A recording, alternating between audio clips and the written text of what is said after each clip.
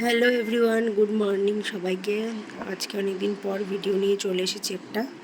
সকাল সকাল ব্রেকফাস্ট করছিলাম, শুকনো মুড়ি, ডিম সিদ্ধ আর দুটো বিস্কিট ছিল।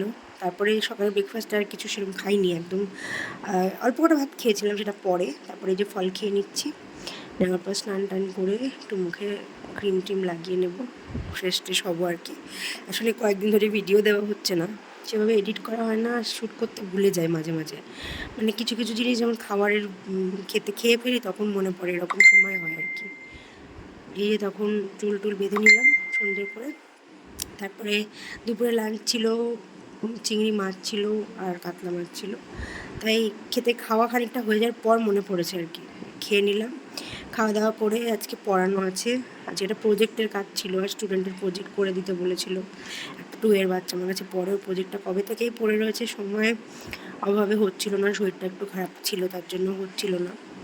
দিয়ে এই প্রজেক্টটা করে দিচ্ছিলাম, তাই একটু শ্যুট করছিলাম প্রজেক্টটা করার সময়।